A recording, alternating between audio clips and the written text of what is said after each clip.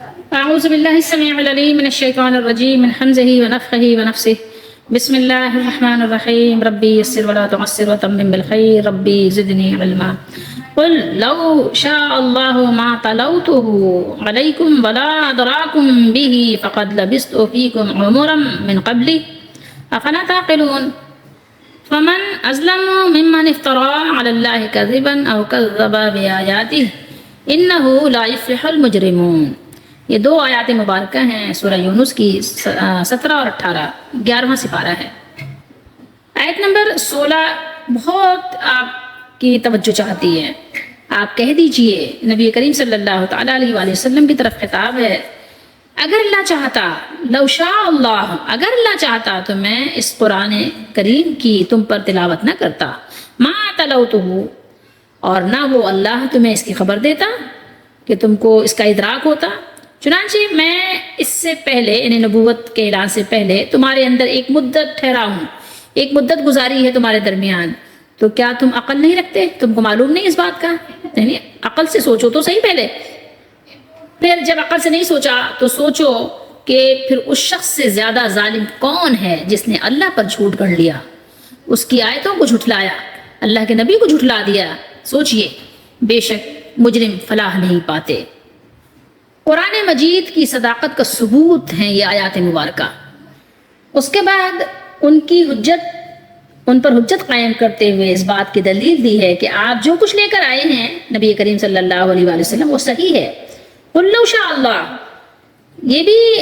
کہہ دیجئے کہ اگر اللہ چاہتا تو میں یہ کتاب تم کو پڑھ کر نہ سناتا اور نہ اللہ تمہیں اس کی خبر دیتا، یعنی تمہارے پاس میں یہ قرآن اللہ تعالیٰ کی اجازت اور اس کے ارادہ مشیت سے لے کر آیا ہوں، اور اس بات کی دلیل کہ اسے میں نے خود اپنی طرف سے نہیں بنایا یہ ہے کہ بے شک تم اس جیسا کلام پیش کرنے سے عاجز و قاصر ہو، اور تم میری ولادت سے بعثت تک میری صداقت و امانت کے بارے میں بھی خود جانتے ہو۔ تم نے کبھی مجھ پر ذرا بھی تنقید نہیں کی جس کی وجہ سے تمہیں میرے بارے میں کوئی شبہ ہو یا مجھ میں کوئی عیب نکال سکو۔ تمہارے ہی درمیان رسول اللہ صلی اللہ علیہ وسلم نے ایک عمر گزاری ہے، تو کیا تم عقل نہیں رکھتے؟ یعنی کیا تم میں عقل نہیں ہے جس کے ساتھ تم حق و باطل میں فرق کر سکو، صحیح اور غلط کو سمجھ سکو؟ بخاری شریف ہے، کتاب بدء الوحی ہے، ٹھیک ہے، اور اس میں بیان ہے جب یعنی شاہ روم کا جو بادشاہ تھا نا، جس کو ہرقلہ کہتے ہیں، ہرقلہ اس کا نام تھا، ویسے ہمارے ہاں اس کو کہتے ہیں ہرقل۔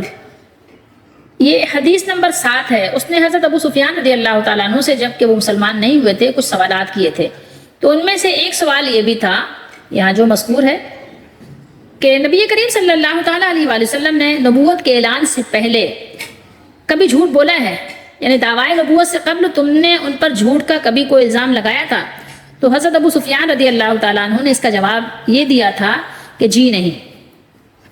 حالانکہ آپ کو معلوم ہے کہ حضرت ابو سفیان رضی اللہ تعالیٰ عنہ اس وقت کافروں کے سردار اور مشرکوں کے سربراہ تھے، لیکن اس کے باوجود آپ صلی اللہ علیہ وآلہ وسلم کی صداقت کا اعتراف کرنے پر مجبور تھے،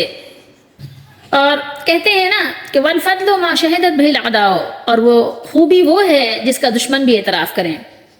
تو حضرت ابو سفیان رضی اللہ تعالیٰ عنہ کے اس جواب پر تبصرہ کرتے ہوئے ہرقل نے کہا، مجھے معلوم ہے یہ نہیں ہو سکتا کہ وہ لوگوں کے معاملے میں تو جھوٹ نہ بولیں مگر اللہ تعالیٰ کے بارے میں وہ جھوٹ بولنے لگ جائیں، ایسا کیسے ممکن ہے؟ اور اسی طرح حضرت جعفر بن ابو طالب رضی اللہ تعالیٰ عنہ نے حبشہ کے بادشاہ نجاشی سے کہا تھا کہ اللہ تعالیٰ نے ہم میں ایک ایسا رسول مبعوث فرمایا ہے جن کی صداقت و امانت اور جن کے نسب کو ہم خوب جانتے ہیں، اور آپ نے نبوت سے قبل 40 برس کا عرصہ ان میں گزارا تھا۔ اگر کوئی سچائی کے ساتھ قرآن مجید کی تلاوت کرے تو اس کو معلوم ہو جاتا ہے کہ یہ کتاب سچی کتاب ہے اور یہ سچے مولا کی طرف سے نازل کی ہوئی ہے، کسی انسان کی بنائی ہوئی کتاب بہرحال نہیں ہے، اس کو یہ اچھی طرح پتہ چل جائے گا۔ بہرحال یہاں پر نبی کریم صلی اللہ علیہ وآلہ وسلم نے فرمایا اللہ تعالیٰ کے حکم سے کہ ما تلوتہ علیکم، تلوتو تلا یتلو تلاوتن، باب نصرہ سے واحد متکلم ماضی معلوم کا صیغہ ہے۔ ما تلوتہ میں اسے نہ پڑھتا، کیا فرمایا آپ صلی اللہ علیہ وسلم نے؟ میں اسے نہ پڑھتا۔ اور ادرا یہ ہے درا یدری، باب درابا جاننا معلوم کرنا سے، باب افعال ادرا یدری کا ماضی معلوم، واحد غائب کا صیغہ ہے، ولا ادراکم بھی، اور نہ وہ تمہیں اس کی خبر دیتا یا نہ وہ تمہیں یہ معلوم کرواتا۔ مطلب یہ ہے کہ میں نبوت سے پہلے ایک عمر یعنی 40 برس تم میں رہا، اس ساری مدت میں تم سب جانتے ہو کہ نہ مجھے پڑھنا آتا تھا نہ لکھنا۔ یہ سورہ عنکبوت ہے، آیت نمبر 48 ہے، اور احمد رضا کا ترجمہ ہے۔ وما كنت تتلو من قبله من کتاب، اور اس سے پہلے تم کوئی کتاب نہ پڑھتے تھے۔ خط آپ اردو میں کہتے ہیں نا خط کھینچ دو، لکھنے کے معنی میں بھی آتا ہے۔ ولا تخطه بيمينك، یہاں پر بیان کیا کہ اذا لارتاب المبطلون، تو یعنی آپ صلی اللہ تعالیٰ علیہ وآلہ وسلم اپنے دائیں ہاتھ سے کچھ لکھتے بھی نہیں تھے، یہ بے یمینک دائیں ہاتھ، ٹھیک ہے، تو آپ صلی اللہ تعالیٰ علیہ وآلہ وسلم کچھ لکھتے اور نہ اپنے ہاتھ سے کچھ لکھتے تھے، ٹھیک ہے، اور اگر ایسا ہوتا یوں ہوتا تو باطل والے ضرور شک کرتے، نہیں شک لاتے، ان کو شک ہوتا کہ نہیں تو پہلے سے آپ صلی اللہ علیہ وسلم جیسے کہ ماہر و مشاق ہیں لکھنے میں کتابت میں، تو ایسا کچھ نہیں تھا، یعنی آپ صلی اللہ علیہ وسلم نے قلم اٹھایا ہی نہیں، کچھ لکھا ہی نہیں اس سے پہلے، تو یعنی لکھنے پڑھنے والا جو یہ معمول تھا وہ آپ صلی اللہ علیہ وسلم کی زندگی میں 40 برس رہا ہی نہیں۔ یہ قرآن نے ہی بیان کر دیا۔ 21واں سپارہ ہے، آپ دیکھ سکتے ہیں سورہ عنکبوت میں آیت نمبر 48 پر، تو یہاں پر بتایا ہے کہ یعنی آپ صلی اللہ تعالیٰ علیہ وآلہ وسلم کی نبوت کی صداقت کس قدر واضح ہے، اس میں شک کی کوئی گنجائش نہیں ہے، اور ان سب کو معلوم تھا، سب جانتے ہیں، آپ صلی اللہ علیہ وسلم کے ذریعے سے قرآن نے یہ بیان کر دیا کہ اور تم سب کا میرے صدق و امانت پر بھی اتفاق ہے، سبھی امین و صادق کے نام سے جانتے ہو، کوئی جھوٹ کا الزام پہلے بھی تم نے نہیں لگایا، کوئی الزام ہے ہی نہیں، تو کیا تمہاری سمجھ میں نہیں آتا کہ یہ قرآن جس کی سب سے چھوٹی صورت کی مثل پیش کرنے سے اللہ کے سوا پوری کائنات عاجز ہے، جس کو چیلنج کیا جا رہا ہے بار بار لاؤ لاؤ، لیکن تم سب لانے سے عاجز ہو، وہ میں نے کیسے تسلیم کر لیا، ایک اکیلے اللہ کے نبی نے اکیلے اتنی بڑی کتاب پیش کر دی اور تم لوگ ایک آیت نہیں پیش کر پا رہے ہو، سوچو تھوڑی دیر کے لیے، تو تم کو اعتبار کیوں نہیں ہو رہا ہے، کیوں اعتبار نہیں کرتے کہ اللہ تعالیٰ چاہتا تو نہ وہ اسے مجھ پر نازل کرتا، یعنی صرف اور صرف یہ اللہ کی چاہت ہے،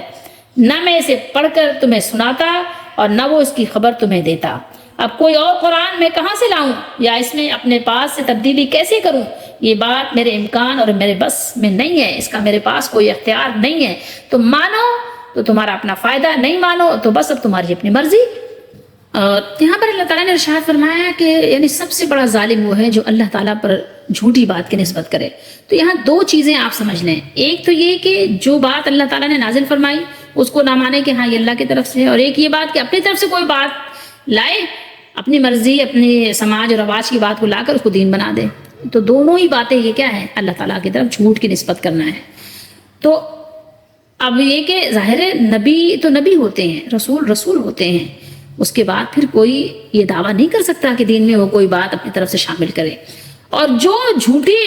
دعوے دار ہیں نبوت کے، وہ جیسے بھی آ جاتے ہیں، جو نبوت کے جھوٹے دعوے دار بن جاتے ہیں نعوذ باللہ کے، ان پر بھی وہی ہوتی ہے۔ تو نبوت کا جھوٹا دعوے دار بہت بڑا ظالم ہے، یعنی ظلم کی یعنی بہت ساری قسمیں یہاں ہو سکتی ہیں، آپ سمجھ لیں کہ اللہ تعالیٰ نے فرمایا اس شخص سے بڑھ کر کوئی زیادہ ظالم و سرکش اور بڑا مجرم نہیں ہو سکتا، ممن افترا علی اللہ کذبا، جو اللہ پر جھوٹ و افطرا باندھے اور اللہ کی طرف جھوٹی بات منسوب کرتے ہوئے یہ دعویٰ کرے کہ اللہ تعالیٰ نے اسے رسول بنا کر بھیجا ہے، اور وہ اپنے اس دعوے میں جھوٹا ہو، تو ایسے شخص سے بڑھ کر نہ کوئی بڑا مجرم ہو سکتا ہے اور نہ بڑا ظالم۔ اس طرح کے شخص کا معاملہ تو نہایت کیا کہہ سکتے ہیں آپ کے مطلب انتہائی بد ذہن یا بالکل کن ذہن لوگوں پر بھی مخفی نہیں رہ سکتا، بہت ہی یعنی کہنا چاہیے بالکل ہی آپ ایسے علاقے میں چلے جائیں جہاں علم کا نام و نشان نہ ہو، پھر بھی وہ بھی کچھ نہ کچھ سمجھ رکھتے ہیں، اور ایسے شخص کا حال انبیاء علیہ السلام کے ساتھ مشتبہ ہو جائے۔ جو شخص بھی ایسی بات کرے خواہ وہ سچا ہو یا جھوٹا، تو اللہ تعالیٰ اس کے سچے یا جھوٹے ہونے کے ایسے دلائل مہیا فرما دیتے ہیں جو اظہر من الشمس ہوتے ہیں۔ مثلا اگر کوئی شخص ایک طرف سے رسول رحمت محمد صلی اللہ علیہ وسلم کا مشاہدہ کرے اور دوسری طرف کس کی کرے، آپ نے پڑھا ہے مسلمہ کذاب کو دیکھے، تو اسے دونوں میں فرق اس سے زیادہ واضح نظر آئے گا، جیسے آفتاب نصف النہار کی روشنی اور رات کی تاریکی میں فرق ہوتا ہے، بالکل اس طرح سے جس طرح آپ کہہ سکتے ہیں کہ ادنا سی بصیرت جس کے پاس ہو وہ عادات و اطوار اور کردار و گفتار ہی سے یہ معلوم کر لے گا کہ رسول اللہ صلی اللہ تعالیٰ علیہ وآلہ وسلم بلا شبہ اللہ تعالیٰ کے سچے نبی ہیں۔ اور جو مسلمہ کذاب نے دعویٰ کیا ہے وہ کیا ہے؟ وہ بالکل جھوٹا ہے، بالکل صاف معلوم کر لے گا، اس میں کوئی شک اور کوئی تردد نہیں رہے گا۔ مورخین نے ذکر کیا ہے البدایہ والنہایہ وغیرہ میں کہ ایک بار عمر بن عاص رضی اللہ تعالیٰ عنہ جو ہے مسلمہ کے پاس گئے، جو کہ زمانے جاہلیت میں یعنی دوستی تھی، آپس میں ایک دوسرے کے دوست تھے، اور ابھی تک یعنی یہ مسلمان نہیں ہوئے تھے۔ تو انہوں نے مسلمہ سے کہا کہ محمد صلی اللہ علیہ وسلم پر ایک عظیم الشان سورہ نازل ہوئی ہے، اور یہ بھی ہے کہ پوچھا تھا، مسلمہ نے پوچھا تھا کہ عمر یہ بتاؤ کہ تمہارے ساتھی پر اب کیا نازل ہوا ہے، یعنی اس کا مقصد یہ تھا کہ رسول اللہ صلی اللہ علیہ وسلم پر نئی اور تازہ وحی کیا نازل ہوئی ہے۔ تو عمر نے جواب دیا کہ میں نے آج کل آپ صلی اللہ علیہ وسلم کے صحابہ کو ایک سورت پڑھتے ہوئے سنا ہے جو اگرچہ چھوٹی سی سورت ہے مگر ہے بہت عظیم الشان۔ تو مسلمہ نے کچھ دیر غور و فکر کیا، پھر کہنے لگا کہ اس طرح کی ایک سورت تو مجھ پر بھی نازل ہوئی ہے۔ پہلے حضرت عمر بن عاص نے اس کو سنایا تھا، وہ سورت کون سی تھی؟ والعصر ان الانسان لفی خسر۔ تو ظاہر چھوٹی سی سورت ہے نا یہ۔ تو پھر مسلمہ نے یعنی تھوڑی دیر چپ رہا اور اس کے بعد جو ہے کہنے لگا کہ مجھ پر بھی نعوذ باللہ استغفر اللہ نازل ہوئی ہے۔ تو عمر نے پوچھا وہ کیا ہے کہ تم پر جو نازل ہوئی، ذرا تم بھی سناؤ اپنا۔ تو وہ سنانے لگا کہ یا وبرو انما انت اذنانی وصدر وسائر کا حقر نقر۔ تو اے جنگلی چوہے نعوذ باللہ، تیرے 2 کان اور 1 سینہ ہے اور باقی تیرا سارا جسم حقیر، بے ہنگم اور بے ڈول ہے۔ پھر اس نے کہا عمر اس کے بارے میں تیرا کیا خیال ہے، تیری کیا رائے ہے بتاؤ۔ عمر نے اسے جواب دیتے ہوئے کہا اللہ کی قسم یہ تو تجھے بھی معلوم ہے کہ میں یہ جانتا ہوں کہ تو سراسر جھوٹا ہے، جھوٹ بولتا ہے۔ تو آپ دیکھیے کہ حالانکہ ابھی اس وقت مسلمان نہیں ہوئے تھے لیکن کیا ہوا، پہچان گئے نا۔ یعنی اس واقعے کے بیان کرنے سے مقصود یہ ہے کہ اس وقت عمر بن عاص رضی اللہ تعالیٰ عنہ مشرک تھے مگر حالت شرک میں بھی انہیں ذرہ بھر بھی یعنی شک و شبہ نہیں تھا کہ محمد صلی اللہ علیہ وسلم اللہ کے سچے رسول ہیں اور یہ جو مسلمہ ہے یہ کذاب ہے۔ تو آپ سوچ سکتے ہیں کہ اصحاب دانش و بینش اور ارباب عقل و بصیرت سے یہ بات کس طرح مخفی رہ سکتی ہے۔ آپ کو پتہ ہے نا کہ اللہ تعالیٰ نے بار بار فرمایا بھی ہے قرآن میں کہ آپ صلی اللہ علیہ وسلم کو وہ یعنی جانتے ہیں۔ کچھ لوگ کیا ہے بغیم بینہم کی وجہ سے نہیں مانے، اور یہاں تک فرمایا اللہ تعالیٰ نے کہ وہ آپ کو ایسے پہچانتے جیسے اپنے بیٹوں کو پہچانتے ہیں۔ تو یہ بات ہے کہ اس سے بڑھ کر ظالم کون ہوگا جو اللہ تعالیٰ پر جھوٹ گڑے، یا یہ کہے کہ میری طرف وحی کی گئی، یا یہ کہ دین میں کوئی بات شامل کر کے وہ اللہ کی طرف نسبت کر دے کہ بھائی یہ ثواب ہے، بلا وجہ اپنی طرف سے ایک بات آپ نے ایجاد کی، کہا یہ ثواب ہے۔ کہاں سے ثواب ملے گا جب اللہ نے نہیں بیان کیا، اللہ کے رسول نے نہیں بیان کیا؟ تو وہ چیز ثواب کیسے ہو سکتی ہے، وہ چیز خیر کیسے ہو سکتی ہے؟ اگر کوئی خیر ہے تو وہ تو بیان ہو چکا ہے۔ تو ان لوگوں کو اللہ تعالیٰ نے مجرم قرار دیا، یہ مجرم ہیں، یہ مجرمین، یہ مجرمون، یہ فلاح نہیں پا سکتے، یہ کامیاب نہیں ہو سکتے، ان کا بھلا نہیں ہو سکتا، لا یفلح المجرمون۔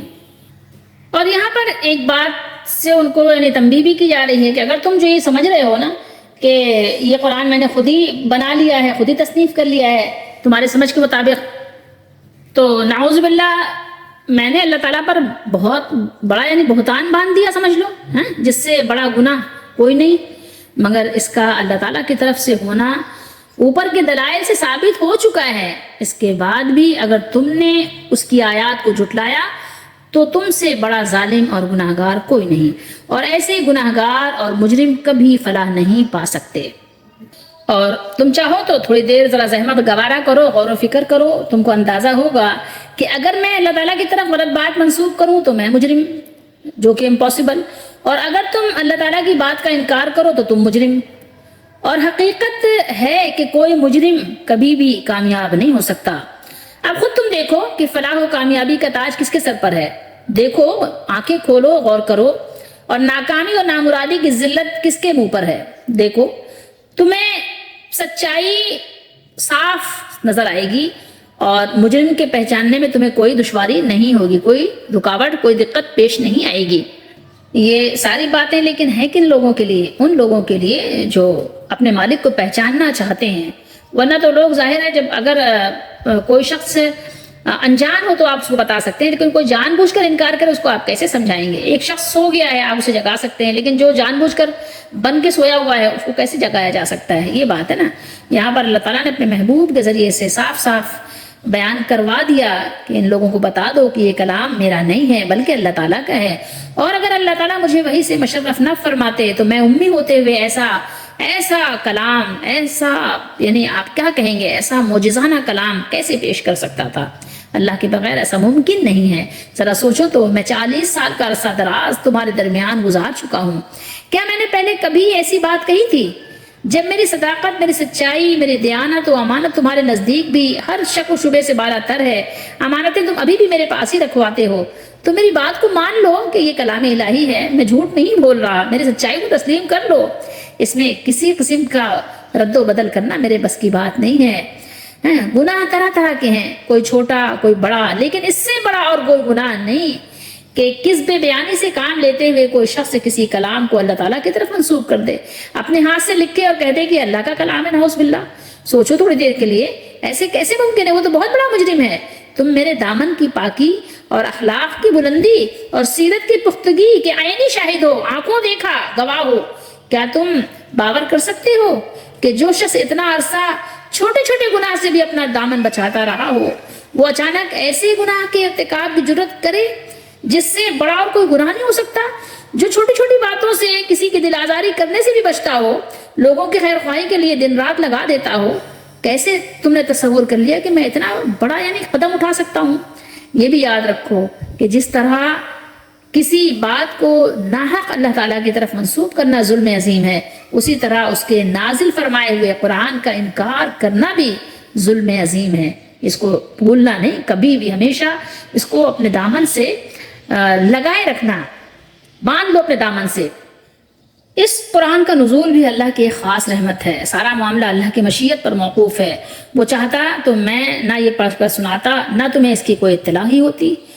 تم کو کچھ بھی پتہ نہ چلتا، لیکن یہ اللہ تعالیٰ نے بڑی مہربانی کی کہ اللہ تعالیٰ نے نبی مبعوث کیا، اور پھر اللہ نے قرآن کتاب نازل فرمائی کہ لوگ اس سے سیکھیں اور اپنے مالک کو پہچانیں، اور پھر اپنے مالک کے بتائے ہوئے طریقے کے مطابق اس کی بندگی کریں، اس کا حکم مانیں، اور یہ تھوڑی سی ٹائم کے لیے، تھوڑی سی یہ حقیر سی دنیا کے لیے اپنی آخرت کو برباد نہ کریں۔ یہ جو ان کو زندگی ملی ہے تو یہ ہمیشہ کی تو نہیں ہے، لیکن اب انہوں نے ہمیشہ رہنا ہے، تو اب اپنی ہمیشہ کی زندگی کو برباد نہ کریں تھوڑے سے ٹائم کے لیے۔ دنیا کی زندگی سبھی کو معلوم ہے کہ مختصر ہے، کیونکہ جو چیز بھی ختم ہو جانے والی ہے وہ مختصر ہے، اور دنیا کی زندگی سب کو پتا ہے کہ یہ ختم ہو رہی ہے اور ختم ہو جائے گی۔ اور اگر آپ کو دنیا ختم ہوتی ہوئی نہیں نظر آ رہی ہے تو کوئی بات نہیں، وہی دیکھ لو کہ انسان تو ختم ہو رہے ہیں نا، تمہارے اپنے بڑوں میں دیکھ لو، اپنے چھوٹوں میں دیکھ لو، کہ مرنے کا تو یہ بھی کوئی معاملہ نہیں ہے، نہ کوئی معمول ہے کہ بھائی کوئی ترتیب کے ساتھ ہی جانا ہے کہ جب 60 سال کا ہوگا جب ہی مرے گا، نہیں، کبھی 60 سال 70 سال کے جی رہے ہوتے ہیں اور 6 سال کے چلے جاتے ہیں۔ تو اس کے لیے کوئی یہ ضروری نہیں ہے۔ تو اب ظاہر ہے یہ جو مختصر سی دنیا ہے اس کے لیے اپنی آخرت کو برباد نہیں کرو، اپنے مالک کو پہچانو